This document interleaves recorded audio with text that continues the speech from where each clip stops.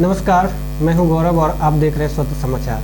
और हमारे साथ जुड़ रहे हैं युवा साहित्यकार अभिलाष दत्ता।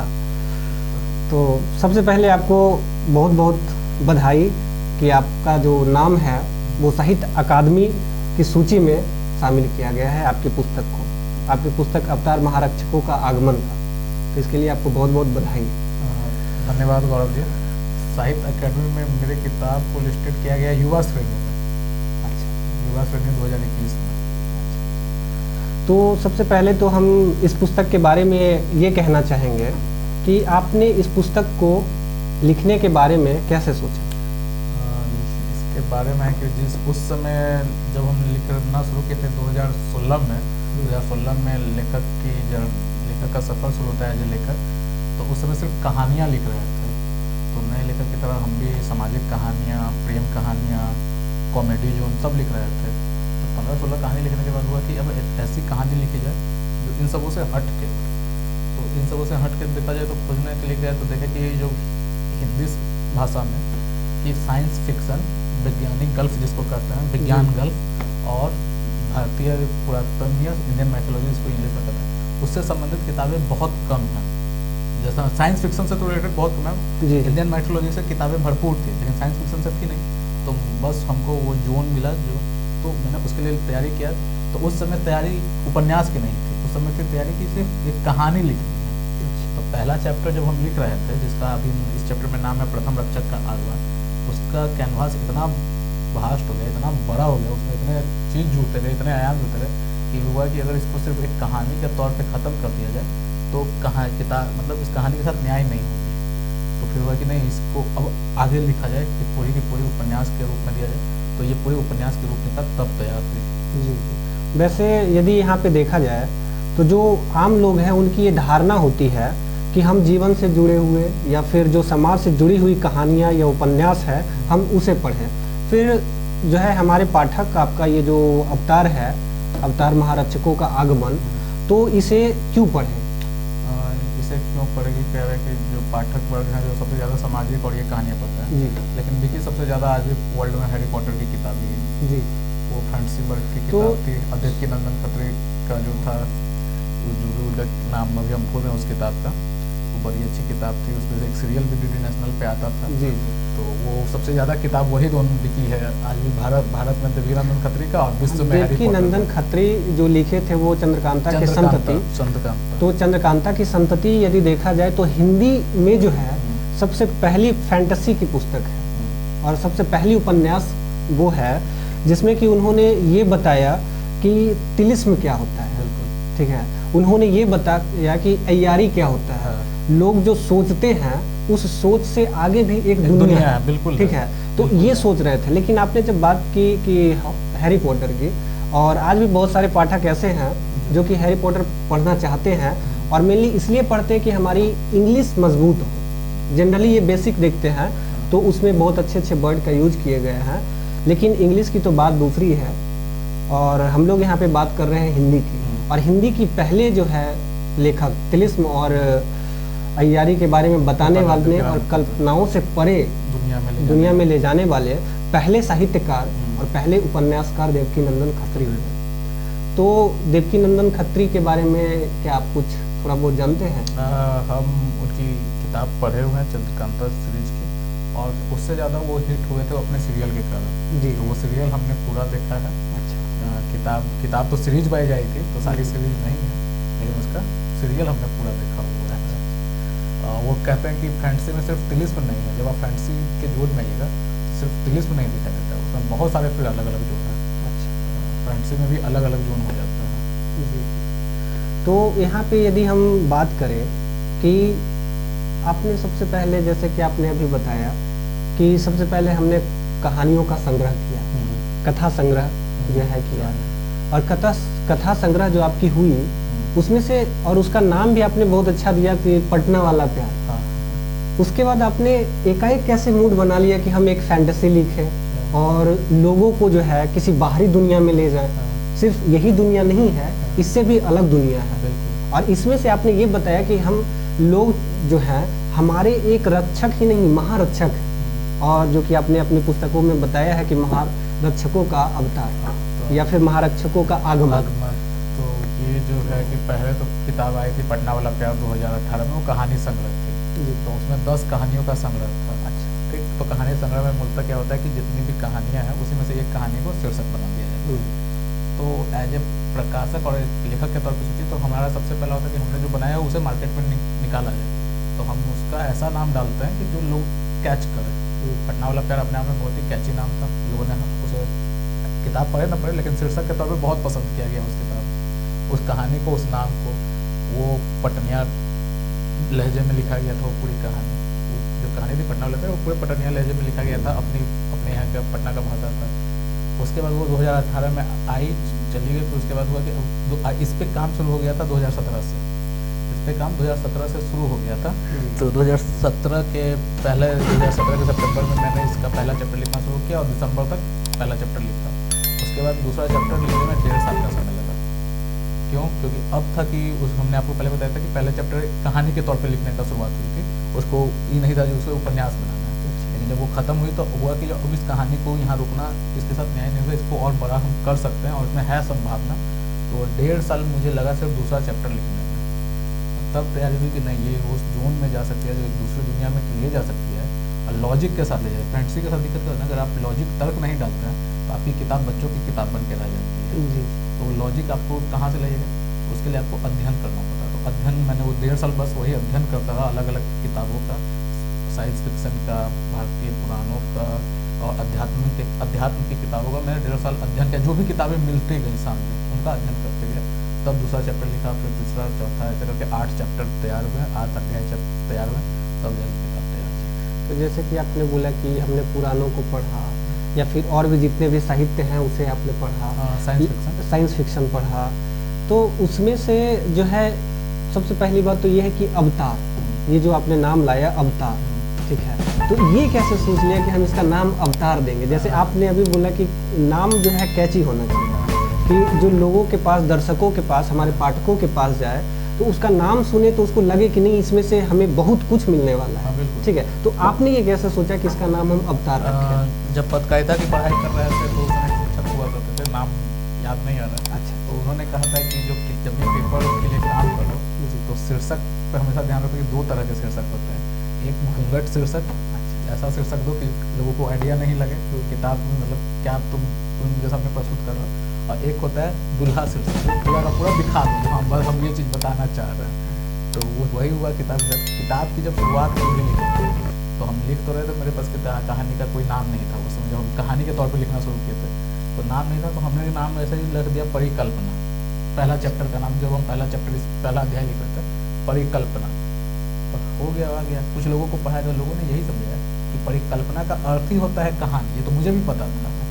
तो उन्होंने कहा कि कहानी पर नाम कहानी कैसे रखा जा सकता है, तो फिर ये कुछ और नाम गया। फिर प्रकाशक के पास गया, प्रकाशक से रोज़ बात होते गए, उन्होंने कहा कि जो नाम जो प्रकाशक है हम लोग के, हम उम्र क्या, उन्होंने कहा कि अभिलाष भाई ऐसा नाम रखिए जो जनता उसको पकड़े, पाठक उसको पकड़े, तो नाम वैसा रखिए और थोड़ा बहुत हिंट मिले। तो वो जो थे दुल्हा शीर्षक के साथ जाना पसंद किए, उन्हें दर्शकों को या अपने पाठकों को थोड़ा बहुत बताने का ये रहता है।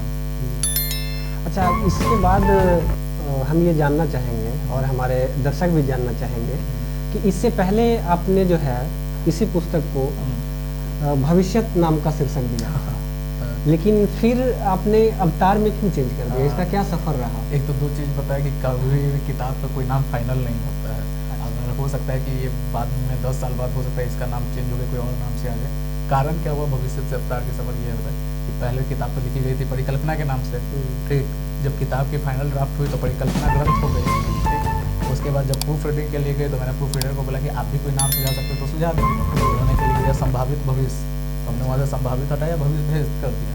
और वो चली गई प्रकाशक के पास, वो प्रकाशक थे पेड पब्लिशर। अच्छा, पेड पब्लिशर आप जानते होंगे कि जो पैसे लेके पुस्तकें छापते हैं और लेखक लोग दे देते हैं, तो वो पूरा का पूरा पैसा लेखक का लगता है। अच्छा, तो हमने पूरा पैसा लगा के किताब भविष्य के नाम से छपी, और उसी किताब का एक कॉपी मैंने भेजा था साहित्य अकादमी को। अच्छा, भेजने के बाद क्या हुआ कि इसे नया प्रकाशक फ्लाई ड्रीम्स ने देखा। फ्लाई ड्रीम्स के जो ऑनर है मिथिलेश गुप्ता, वो हमारे मित्र जैसे हैं, उन्होंने देखा, उन्होंने कहा कि अभिलाष भाई मैं इसी तरह की किताबें छापता हूँ फ्री ऑफ कॉस्ट, तो ये सुन के मुझे बड़ा आश्चर्य लगा कि आज के डेट में भी फ्री ऑफ कॉस्ट किताबें छप रही हैं। तो हम बोले अब करना क्या होगा, किताब तो हम छपा चुके हैं दूसरे प्रकाशक से। तो उन्होंने कहा कि बस आपकी किताब जैसे पब्लिश होता है किसी पब्लिशर से, वैसे अनपब्लिश भी होता है, तो आप अनपब्लिश करवाइए और किताब का राइट्स मेरे पास लेके आइए, हम इसको फ्री ऑफ कॉस्ट छापेंगे। तो किताब वहाँ से अनपब्लिश होती है पुराने प्रकाशक से, पेड पब्लिशर से, और ये किताब फिर जाती है फ्लाई ड्रीम्स के पास। फ्लाई ड्रीम्स इसको कहता है कि हम इसको नए नाम से ये करेंगे, मार्केट में लाएंगे, अवतार। तो इसी का नाम पड़ गया अवतार, महारक्षकों का आगमन। तो इसमें से एक प्रश्न और उठता है कि जो प्रकाशक और लेखक का जो संबंध होता है, इसके बारे में आप क्या कहना चाहेंगे? जैसे कोई भी पुस्तक यदि है तो कुछ ऐसे होते हैं कि जो पूरे तरीके से पब्लिशर को दे देते हैं, जो प्रकाशक होते हैं उसको दे देते हैं, और कुछ ऐसे होते हैं कि जो अपने पास रखते हैं, पूरा ओनरशिप जो है अपने पास रखते हैं, जैसे आपने पेड पब्लिशर का नाम लिया। तो इसके संबंध में आप क्या कहना चाहेंगे? दोनों के बीच का क्या संबंध होना चाहिए? दोनों के बीच में संबंध अगर अच्छा नहीं है, सबसे पहले तो जान लेते हैं प्रकाशक कितने प्रकार के हैं। एक प्रकाशक है जो आपसे फ्री ऑफ कॉस्ट में छाप रहा है, तो वो आपसे कंटेंट खोजेगा, उसे आपके पैसों से मतलब नहीं है, उसे आपके कंटेंट पर मतलब है। और मतलब वो आपसे बिना पैसे के किताब छाप रहा है, तो इसका उसे पता है कि वो मार्केट में उतना रिकवर कर लेगा और उससे ज़्यादा वो फ़ायदा मिलेगा, वो आपके कंटेंट पर आपका फोकस रहेगा। दूसरे पब्लिशर होते हैं जो पैसे लेके छापते हैं, ठीक, लेकिन सेल भी वही करते हैं। ऐसे प्रकाशक आज के डेट में सबसे ज़्यादा हैं, जो पैसे भी आपसे लेंगे और सेल भी वही करेंगे और सेल रिपोर्ट आपको नहीं देंगे। तीसरे होते हैं कि जो खुद को प्रकाशक करते हैं, लेकिन वो मूलतः मुद्रक होते हैं। क्या कहते हैं कि पूरी की पूरी किताब छाप रहा है, पूरी की पूरी सेट आपको 200 किताब छापे, तो 200 की 200 किताबें लेखक के पास भेज दी जाती है पैसे लेके। तो एक तरह से प्रेस वाला काम होता है। तो अब लेखक का प्रकाशक का संबंध कैसा होना चाहिए? अगर मार्केट में बने रहना है, आपके अपनी किताब को पहचान बनानी है, तो लेखक का प्रकाशक को साथ में मिलकर चलना होगा। ठीक, ये कैसे होगा कि अभी आप मेरे सोशल मीडिया को देख रहे होंगे तो डेली एक पोस्टर जारी दिखता होगा आपको व्हाट्सएप पे या फेसबुक पे, अलग अलग प्लेटफॉर्म पे, जो इस किताब से प्रमोशन चले। तो वो पोस्टर मुझे कौन दे रहा है? मेरे पब्लिशर मुझे भेज रहे हैं। जब लास्ट भाई आप भी इसे शेयर कीजिए और मैं भी अपनी तरफ से इसे जितना हो सकता हूँ शेयर करूँगा। तो दोनों तरफ से जब तक किताब का प्रचार नहीं होगा तो ये नहीं हो सकता है। जो पेड पब्लिशिंग होता है उसमें आपको पब्लिशर से ये मदद नहीं मिलता है, लेकिन जो किताब जो फ्री ऑफ कॉस्ट पब्लिशर आपको छापे हैं वो आपको मदद करते हैं, क्योंकि उन्हें किताब भी निकालनी है और राइटर को भी पॉलिसी करके मार्केट में दिखाना रहता है जी। तो राइटर और पब्लिशर का संबंध रहना चाहिए कि साथ में मिलकर काम करें, तो ही किताब जनता तक या पाठकों तक पहुँच। तो इसके बाद हमारा अगला क्वेश्चन होगा कि आपका पुस्तक अवतार जो है, महारक्षकों का आगमन, तो ये जीवन जो है हमारा, तो जीवन की सच्चाई जो है उससे लोगों को कैसे रूबरू कराती है? इसमें जीवन दर्शन का बहुत सारा जगह आप पाएंगे, जो जीवन दर्शन से संबंधित बहुत जानकारी है। एक आत्मा का रहस्य हमसे जब पढ़ते हैं अपने पुराणों में, तो पुराणों में मिलता है, उपनिषद में मिलता है, गीता में मिलता है, लेकिन हमें कहते हैं कि ये साहित्य किताबों में सम्मिलित नहीं मिलता है। तो आत्मा का पूरा रहस्य पहला चैप्टर में दिया गया है। जीवन दर्शन योग करके हम अपने सातों चक्र को कैसे एक्टिव करते हैं, उसकी पूरी की पूरी इसमें पुट किया गया।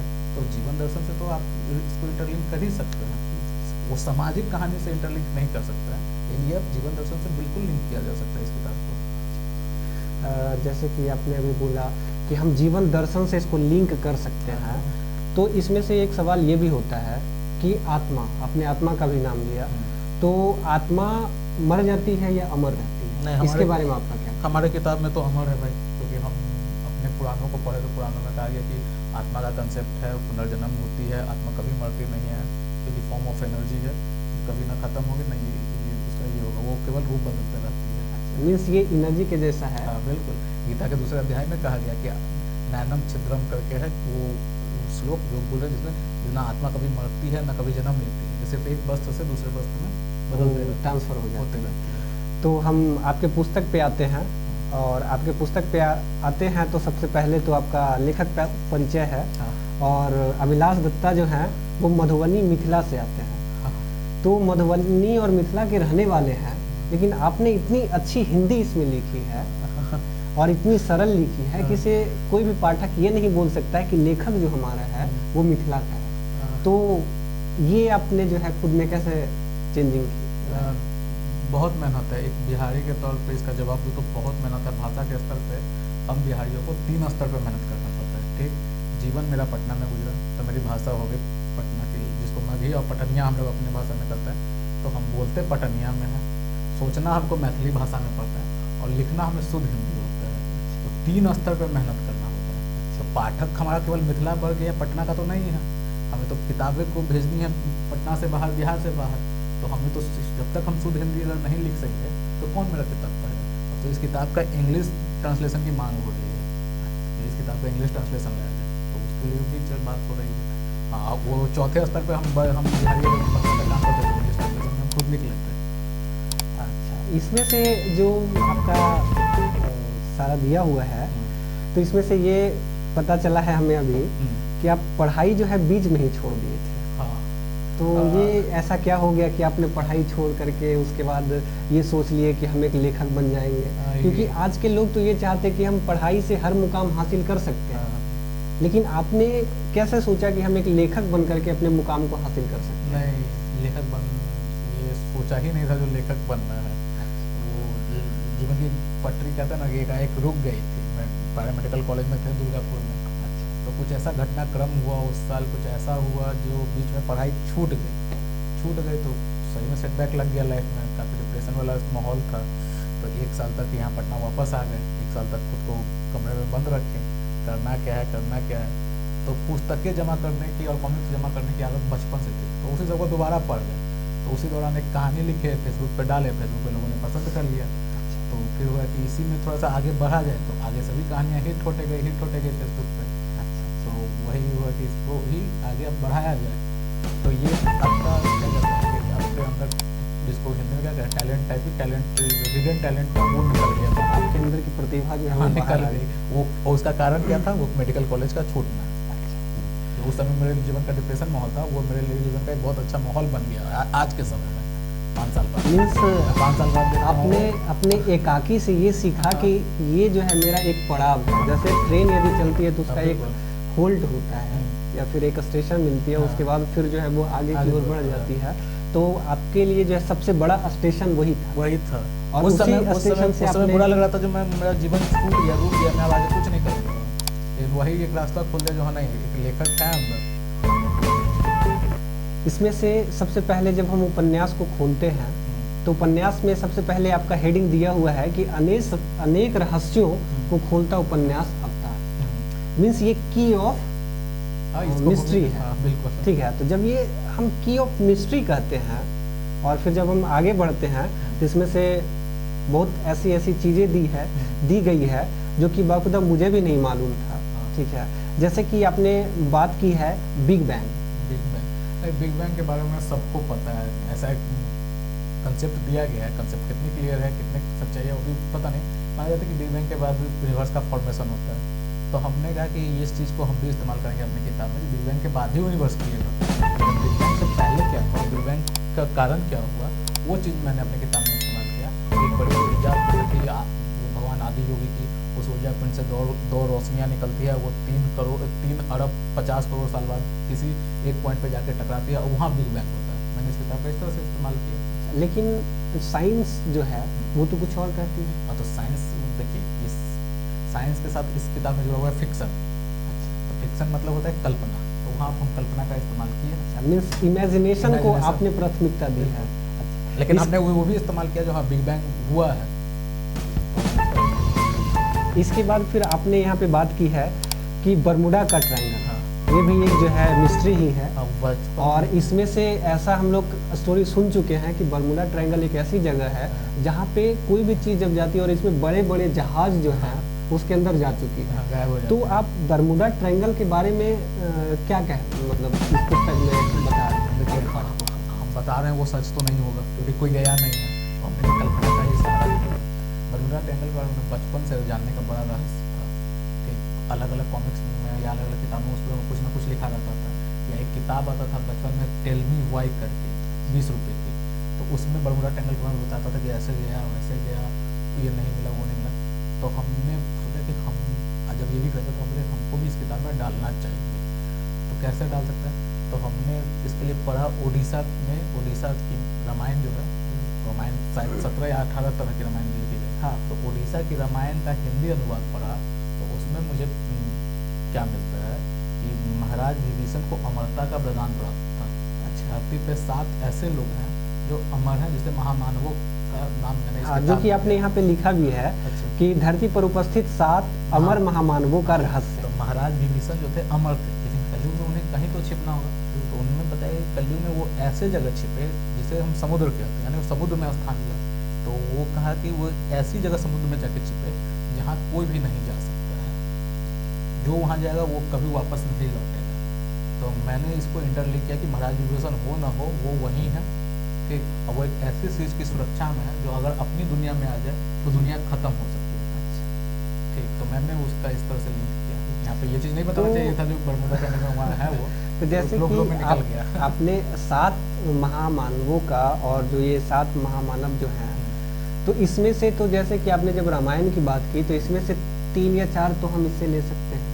7 महामानव आपको रामायण काल से भी मिलते हैं, सातों में कुल मिला के 7 हैं। अच्छा, कुल मिला के साथ है। रामायण में मीन्स रामायण से आपको मिलते हैं हनुमान, विभीषण, और सतयुग से आपको मिलते हैं राजा बलि, फिर परशुराम भी आपको मिलते हैं, फिर आपको इधर मिलते हैं द्वापर युग से कृपाचार्य, अश्वत्थामा, और ऐसे करके 7 महामानव की इसमें है। वो 7 महामानव धरती पे उस समय से हैं और कलयुग को बचाने के लिए खड़े हैं। मीन्स कि हम लोगों पे कोई भी आपत्ति जब आएगी, एक और टर्म एंड कंडीशन है कि कलयुग में कलयुग की शुरुआत होने से पहले त्रिदेवों से वचन लिया था कि किसी भी प्रत्यक्ष युद्ध में महामानव नहीं शामिल होंगे। तो महामानव केवल एज ए हेल्पर, एक मददगार के तौर पर खड़े हैं, बचाने के लिए कोई और रक्षक आ रहा है, लेकिन ये लोग उसके मददगार के तौर पर हैं।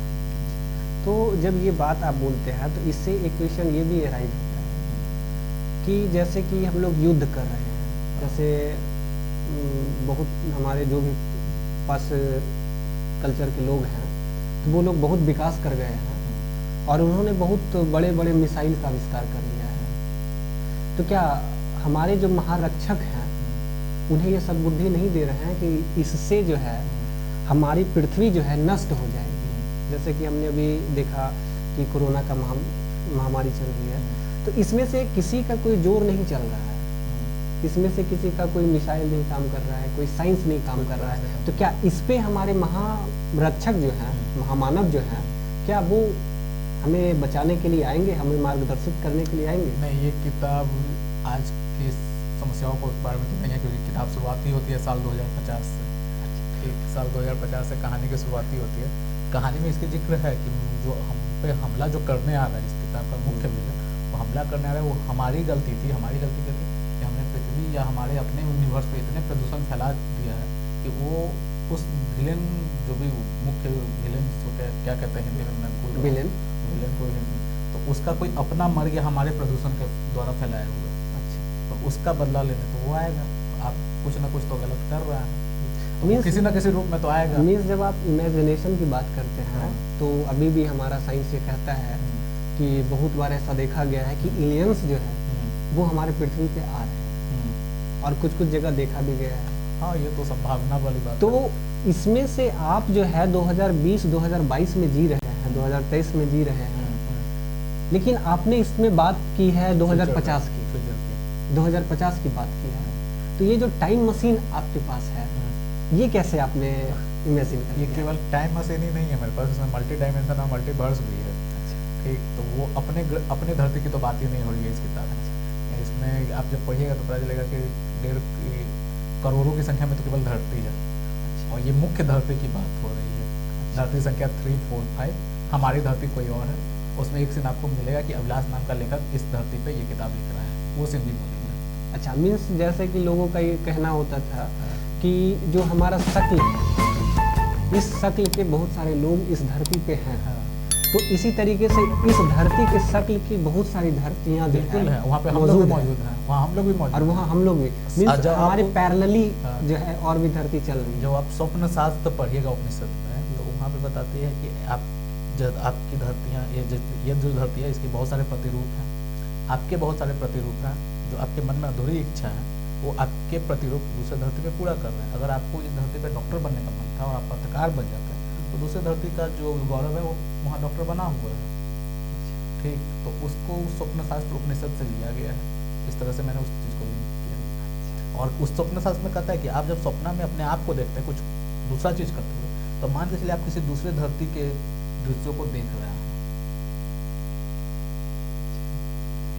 मीन्स हमारी धरती जो है और भी है, और हमारे जैसे लोग और भी हैं, बहुत सारे लोग हैं।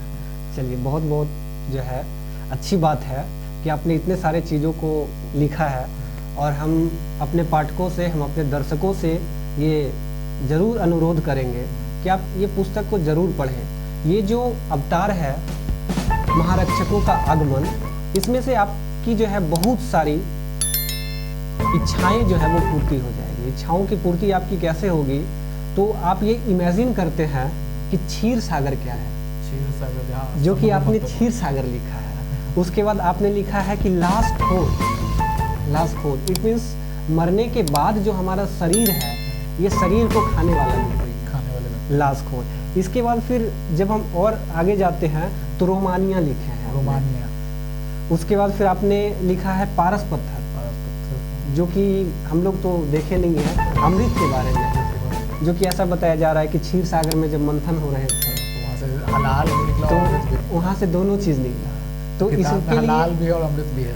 हाँ, तो और इसमें से ये भी एक कहानी है कि जो अमृत निकला था वो दानवों के पास था, है ना? नहीं, इसका कोई लिंक नहीं है, बस हमें है कि एक अमृत का कलश आज भी धरती पे है, वो कहाँ है वो आपको इस किताब में मिलेगा। अच्छा, मीन्स ये सारे रहस्य जो है आप लोग जान सकेंगे कि कहाँ है, और उसको हम इस्तेमाल कैसे हुआ है, इस किताब में जो है, और इसके साथ ही आप जो है ये जान सकेंगे कि सम्मोहन शक्ति क्या होता है, हलाहल विष क्या है, रावण की वह प्रजाति जो कि वर्तमान में भी इस धरा पर उपस्थित है। क्या आप भी मानते हैं?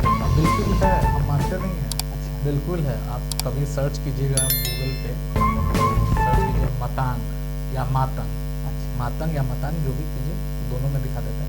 मातंग करके जैसे ही आप क्लिक करिएगा तो आपकी श्रीलंका की न्यूज़ आपके सामने गूगल रिजल्ट शो कर देगा। उसमें आपको एक या दो ही आर्टिकल आपके पास आते हैं। दो आर्टिकल में क्या होता है ना कि वहाँ लिखता है कि हर 41 साल के बाद भगवान हनुमान उन मतांगों के पास जाकर उसे ब्रह्म ज्ञान का ये करते हैं, क्या करते हैं, पाठ पढ़ाते हैं हर 41 साल पे। तो वहाँ पे वो कहते हैं कि वो मतांग जनजाति जो है, आदिवासी जनजाति, वो वहाँ के लोगों का मानना है, श्रीलंका के लोग, कि रावण की बची हुई आखिरी प्रजा। तो इसका इस्तेमाल मैंने किया, इसको अपने कहानी में डाला। अब भगवान हनुमान 7 महामानवों में आते भी हैं। आपने तो इसमें लिखा ही है कि 7 महामानवों में जो है हनुमान भी आ रहे हैं, और उसके बाद रावण के छोटे भाई विभीषण जो है वो भी महामानव में आ रहे हैं, और वो भी इस धरा पे मौजूद है। इसके साथ ही आप लोग बिग बैंग के बारे में जान सकेंगे, ब्रह्मांड की, हमारी ये जो ब्रह्मांड है इसकी उत्पत्ति कैसे हुई है, और इसके साथ ही आप जो है सबसे बड़ा रहस्यमय चीज़ बरमूडा ट्रायंगल के बारे में जान सकेंगे कि बरमूडा ट्रायंगल क्या है, और इसका मेन रहस्य जो है वो क्या है। मेरे हिसाब से हमने तो हम गए तो मीन्स मेरी कल्पना के आधार ये पूरी पुस्तक ही जो है ये अभिलाष जी की कल्पना पे आधारित है, और ये सत्य है। हमारे ऋषि मुनि भी पहले जो है किसी भी चीज़ को इमेजिन करके ही चलते थे। यदि किसी चीज़ों के बारे में जब उन्हें ज्ञान अर्जित करना होता था तो वो अपने इमेजिनेशन शक्ति के अनुसार जो है उसको, उस चीज़ को हासिल कर लेते थे। और यही अभी हमारे समय के युवा ऋषि जो हैं अभिलाष दत्ता ये सृजित किए हैं, और इसके लिए हम पाठकों से ये कहेंगे कि आप ज़रूर इस पुस्तक को खरीदें और एक बार ज़रूर पढ़ें, जो कि बहुत जगह पे अवेलेबल है। अवेलेबल है, अमेजन पे अवेलेबल है, और फ्लाई ड्रीम्स के पब्लिशर के जो साइट है flydreams.com वहाँ पे अवेलेबल है। किताब पे मूल्य 299 है, लेकिन ये अमेजन और उनके वेबसाइट पे 219 में ही मिल रहा है। मीन्स अभी ये पुस्तक जो है आपको ऑफर में मिल रही है, तो आप इस पुस्तक को खरीद सकते हैं। और खैर ये तो बात हो गई। अब इसके बाद हम आपसे ये जानना चाहेंगे कि अगला जो प्लान है वो क्या है। इसके बाद कोई आप फैंटेसी की पुस्तक लाने वाले हैं, या फिर हमारे समाज से जुड़े हुए, या फिर जो इंसान चाहता है कि हमारा दिनचर्या जो है, जो दैनिक है, जो डेली का है, तो आप किस तरीके का पुस्तक ला रहे हैं? अवतार लिखते लिखते क्या हुआ कि अवतार में ऐसे कई सारे कैरेक्टर जुड़ते गए जिसकी अपनी प्रॉपर स्टोरी नहीं दिखाया जा सका। इसको जो हम लोग सपोर्टिंग कैरेक्टर कहते हैं। लेकिन कभी कभी वो सपोर्टिंग कैरेक्टर कहानी पे इतना प्रभाव छोड़ जाता है कि लोग उसके बारे में जानने के लिए उत्सुक हो जाते हैं, इच्छुक रहते हैं कि तो विदेशी लेखक जो होते हैं ना, वो इस चीज़ का बड़ा अच्छे तरीके से उपयोग करते हैं। विदेशी लेखक ने इस टर्म को नाम देते हैं स्पिन ऑफ। स्पिन ऑफ होता है कि जो मेन कहानी है वो कहानी तो है ही, लेकिन कोई एक कैरेक्टर है जिसकी अपनी प्रॉपर स्टोरी होनी चाहिए, उसकी भी वो कहानी लिखते हैं, जिसे हम स्पिन ऑफ कहते हैं। तो उस पात्र की कहानी कैसे मुख्य कहानी में प्रभाव डाली और आगे वाली कहानी में कैसे प्रभाव डालेगी। ठीक, तो मैं इस किताब से संबंधित 2 स्पिन ऑफ लिख रहा हूँ पहले, उसके बाद अवतार 2 का भी इसमें है, क्योंकि जहाँ कहानी खत्म होती है वहाँ पे एक पिंच करके छोड़ दिया गया है 1000 साल के बाद जो 3 ब्रह्मांड है उसमें से एक ब्रह्मांड खत्म। मीन्स आप अभी ये मानते हैं कि अभी हमारे पास जो है 3 ब्रह्मांड है? हाँ, हमने किताब में माना है। आपने जो है ये इमेजिनेशन जो है कहाँ से लाते हैं आप? इमेजिनेशन लाने के लिए अगर कहें ना, तो आपको इस तरह की इमेजिनेशन लाने के लिए आप सबसे पहले कॉमिक्स के पाठक बनिए। उनके पास भयंकर कॉन्सेप्ट है, भयंकर का है तो मल्टीवर्स के बारे में जो साइंटिस्ट विचार कर रहे हैं, जो ऐसी हजारों पृथ्वियाँ होंगी, ये होंगी, कॉमिक्स ने इसे 50 साल पहले लिख दिया है। ठीक, कॉमिक्स वालों ने इसे 50 साल पहले लिख दिया। जो हम मल्टीवर्स हैं, बहुत सारे पृथ्वी हैं, बहुत सारे जुपिटर ग्रह हैं, बहुत सारे आप हैं, बहुत सारे हम हैं, वो उन्होंने पहले लिख दिया है। एक ज़माना में रोबोट की कल्पना भी ये फैंटेसी ही लगती थी, फैंसी लगती थी, टीवी भी फैंसी लगती थी। मीन्स ज़्यादा नहीं, आज से 50 साल पीछे यदि हम लोग जाते हैं, फोन पे किसी से बात करेंगे, यहाँ से रखे वहाँ पे, ये फैंटेसी थी एक समय, किताबों में लिखी जाती थी, लोग पढ़ते थे फैंटेसी है, फैंटेसी है। आज वो सच है, आज वो सच है। तो जो कॉमिक्स वाले लोगों ने लिखा 50 साल पहले, वो आज भी सच है। और जब हम पुराण में जाते हैं तो पुराण में बहुत सारी ऐसी घटनाएं आती है जहाँ भगवान क्लियर कर देते हैं जो मल्टीवर्स एग्जिस्ट करता है, ऐसे मल्टीवर्स मल्टी डायमेंशन एग्जिस्ट करता है। इवन भगवानों के भी प्रतिरूप बहुत सारे पुराणों में देखने को मिल गया मुझे। तो आपको कॉमिक्स का पाठक बनना पड़ेगा, अपने पुराणों को पढ़ना पड़ेगा और ज़्यादा से ज़्यादा फैंटेसी किताबों को पढ़िए। फैंटेसी में मतलब जो लार्जर देन लाइफ, जो अलग दुनिया में ले जाए, उनके पास इस तरह के कंसेप्ट बहुत ज़्यादा है। तो इससे संबंधित हो गया कि 3 किताब आ रही हैं, ये 3 साल का लंबा सफ़र है। अगली किताब जो आ रही है वो एक ट्रिब्यूट, एक नोवेल ही है, उपन्यास ही है, लेकिन एक ट्रिब्यूट नोवेल कर सकते हैं। ट्रिब्यूट नोवेल माने कि मैंने अपने जीवन में कई शहरों को देखा, कई जगहों को देखा, लेकिन मुझे दुर्गापुर जैसा खूबसूरत शहर कोई नहीं दिखा। अच्छा, तो वो पूरी की पूरी एक ट्रिब्यूट नोवेल है दुर्गापुर में। वो कोशिश में है हम लोग की जनवरी के अंतिम में या फरवरी की शुरुआत में आ जाए, तो वो नए प्रकाशक से आ रही है, उसका नाम जब आ जाएगी तो मैं आपको जरूर बताऊँगा। तो एक पूरी तरह से ट्रिब्यूट नोवेल है। अब इसके बाद जो है आप हमारे युवा दर्शक, युवा पाठक और युवा लेखक से क्या कहना चाहेंगे?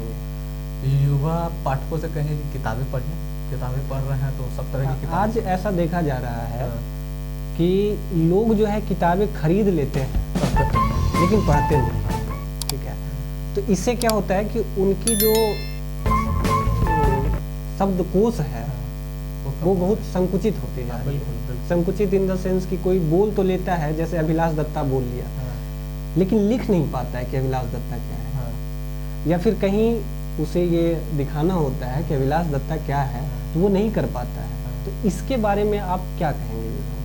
तो इसके बारे में तो ये है कि जब पढ़ने की आदत धीरे धीरे भारत में कम हुई है, ये सब जान रहे हैं। कारण कि इलेक्ट्रॉनिक डिवाइसेस काफ़ी ज़्यादा आ गए हैं, सब कुछ हम चाहते हैं मोबाइल पे ही अवेलेबल हो जाए, किताब भी मोबाइल पे ही पढ़ें। जो पुराने पाठक हैं, 90 के दशक के हम लोग जो हैं, जिनको बचपन ही गुजर गया, हमें किताब कॉमिक्स ये सब, इसके लिए हम लोग मार खाते थे घर में। किताब कॉमिक्स पढ़ने के लिए हम लोग घर पे मार खाते थे। अभी बच्चों को कहा जाता है कि पढ़ो, कहानी की किताब पढ़ो, कॉमिक्स पढ़ो। वो इतना बदल गया, हम लोग सोचते कि हम लोग काश इस दौर में जिए रहते तो हमें भी इज्जत के साथ कॉमिक्स पढ़ने को मिलता है। उस समय हम लोग मार खाते हुए पढ़ते थे। तो जो अगर आप आज लेखक में, मैं जो अनुभव करता हूँ कि लेखक आज वही बन पाया जो एक समय अच्छा पाठक था। एक पाठक, ऐसे भी बोला जाता है कि यदि आप 1 पेज लिखना चाहते हैं तो आपको 10 पेज पढ़ना पड़ेगा। बिल्कुल बिल्कुल।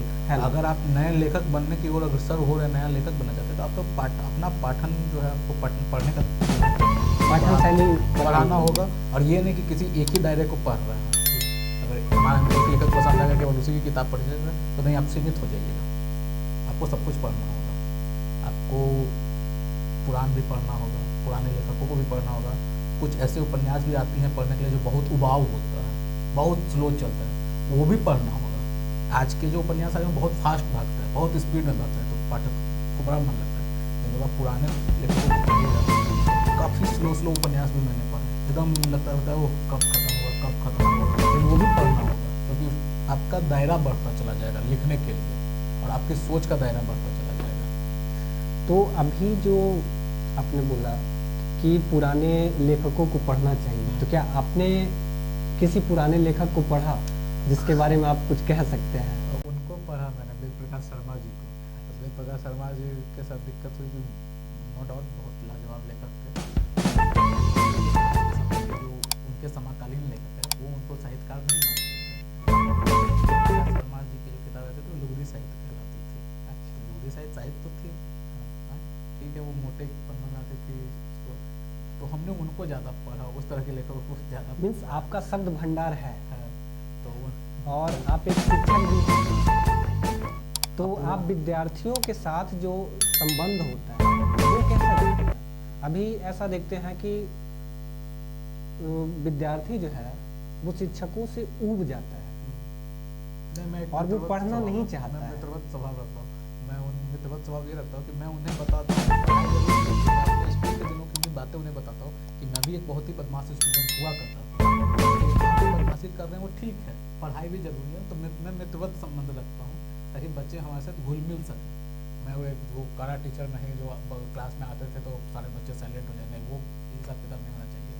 बच्चों के साथ मित्रवत रहिए, क्योंकि अनुभव सुनने में मज़ा बहुत आता है और सीखने को भी मिलता है, बेशक सीखने में मज़ा बहुत आता है। बहुत बहुत धन्यवाद आपका, आप हमारे साथ जुड़े और हम पाठकों से और दर्शकों से ये जरूर कहेंगे कि अभिलाष दत्ता की ये पुस्तक जो है आप जरूर पढ़िए। ये बहुत ज़्यादा पैसा का भी नहीं है और अभी एक ऑफर में भी चल रहा है, मात्र 266 पेज का है जो कि 219 में अभी मिल रहा है।